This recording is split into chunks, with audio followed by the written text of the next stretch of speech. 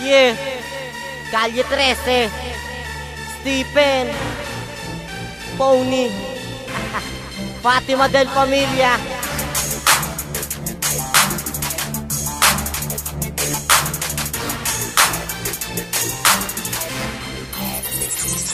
Sa mikropono, dalawang makata nagaha, dalawang utak pinapagana na daig pa ang buhaw, dalawang bibig ang ginagamit paraan sa pagbuga, kasabay sa paggalaw ng dilan dudurugin ka. Stephen, isang makata na di mo kayang tapakan, kumbaga ako'y batas na di mo kayang panghawakan sa gitna ng labanan, pakitaan at talino, di mo kayang basagin ang depensa kong marino. Ako'y isang batang maloko na may talento, tingin ko sa'yo'y pinulong bobo na walang auto, walang modo, kaya nakakaawa kang bigyan ng mabigat na banatan, kaya di ko dinagdagan. Kung ikaw ang kakalaban, di kailangan sumagot. Sige, tugong ka pa sa inaakala mo takot. Wag mong daanin sa dahas, pangarap kung di mo abot. Ba't naturingan kang pinuno sa banat na mong supot? Kaya wag mo kong hahamunin sa lahat ng banatan. Malupit ka man ngunit kaya kagigitan. Maging mabagal mabilis, hindi mo kayang magawa. O Tagalog o Ingles, durog ka sa magkabila. Sa mikropono, dalawang makata nagaha, dalawang utak pinapagana na daig pa ang buhaw, dalawang bibig ang ginagamit paraan sa pagbuga, kasabay sa paggalaw ng dilan dudurugin ka. Sa mikropono, dalawang makata nagaha, dalawang utak pinapagana na daig pa ang buhaw, dalawang bibig ang ginagamit paraan sa pagbuga, kasabay sa paggalaw ng dilan dudurugin ka. Pagbuga ko ng tula, kayo ngayon pinapalamon, papalag ka pa sa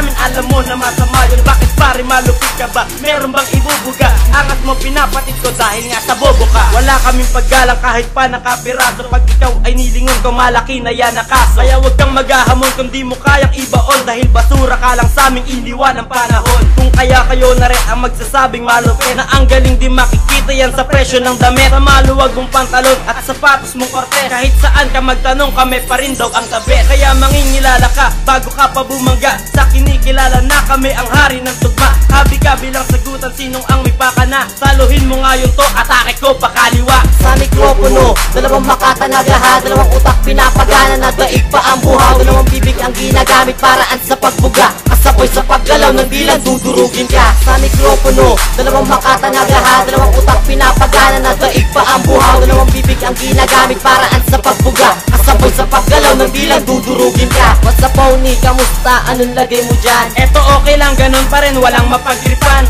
Ganun ba? Balita sa rebelling animal. Nandun sila sa timog, ang lagay ay critical. Dapat nahulihin to mga asong nakawala. Turuan natin ng leksyon para naman to madala. Teka lang Pony, wag maging isang brutal. Hintahin na lang natin muna silang mamisika, dahil wala tayong mapapala kung papatulang pa ang mga kumakalaban na mahilig mangusga. Wala naman mararating kahit magkampi-kampi pa. Itataboy niya daw kami, bakit boy, sino ka ba? Wala ka ngang maipakita kahit na isang tropeyo. Wala ka rin patunay na malayo na ang narating mo. Kaya kung kakalaban ka, wag sa aming dalawa. Pony, Stephen, ang inaasinta ka. Sa mikropono, dalawang makata nagaha, dalawang utak pinapagana na daig pa ang buhaw, dalawang bibig ang ginagamit paraan sa pagbuga, kasabay sa paggalaw ng dilan dudurugin ka. Sa mikropono, dalawang makata nagaha, dalawang utak pinapagana na daig pa ang buhaw, dalawang bibig ang ginagamit paraan sa pagbuga, kasabay sa paggalaw ng dilan dudurugin ka.